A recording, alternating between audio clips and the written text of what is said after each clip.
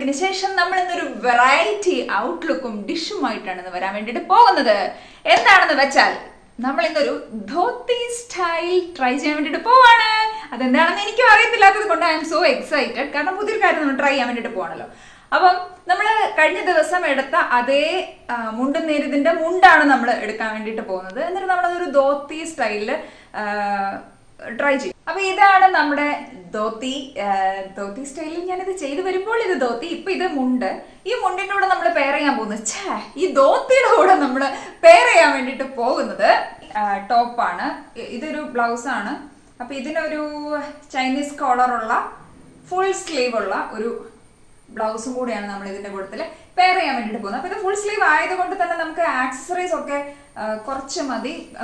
മാല വേണ്ട, വള വേണ്ട. പിന്നെ നമുക്ക് വേണ്ടത് കുഞ്ഞൊരു കമ്മൽ. അപ്പൊ പുതിയ ലുക്ക് ട്രൈ ചെയ്യാം.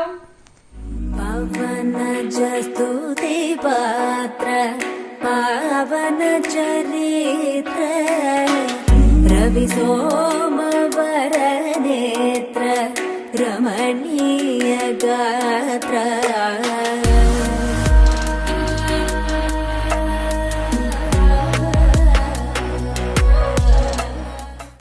ഈ ധോത്തി സ്റ്റൈലിന്റെ കൂടെ പഴം പായസം കൂടി ആയാലോ? ആ കോംബോ എങ്ങനെ ഉണ്ടാവും? ട്രൈ ചെയ്യാം.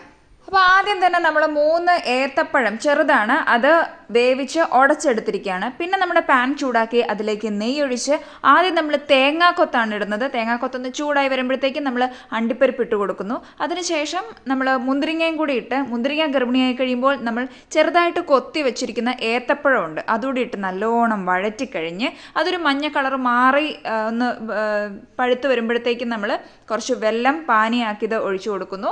അതൊന്ന് മിക്സായി വരുമ്പോഴത്തേക്കും നമ്മൾ തേങ്ങാപ്പാലും കൂടെ അതിലേക്ക് ഒഴിച്ച് നല്ല പോലെ തിള വന്ന് കഴിയുമ്പോൾ നമ്മുടെ ഉടച്ചു വെച്ചിരിക്കുന്ന ഏത്തപ്പഴം അതിൻ്റെ കൂട്ടത്തിൽ ആഡ് ചെയ്ത് നല്ലപോലെ മിക്സ് ചെയ്തെടുക്കുകയാണ്. അപ്പോൾ അതൊന്ന് കുറുകിയിട്ടുണ്ടാവും. അപ്പോൾ നമ്മളൊന്ന് ലൂസാക്കാൻ വേണ്ടി കുറച്ചുകൂടി തേങ്ങാപ്പാൽ ഒഴിച്ച് കുറച്ച് ഏലക്കാപ്പൊടി ഫ്ലേവറിന് വേണ്ടി ആഡ് ചെയ്ത് ആവശ്യത്തിന് ലൂസാക്കി എടുത്ത് കഴിയുമ്പോൾ നമ്മുടെ സംഭവം റെഡി. Finally ready.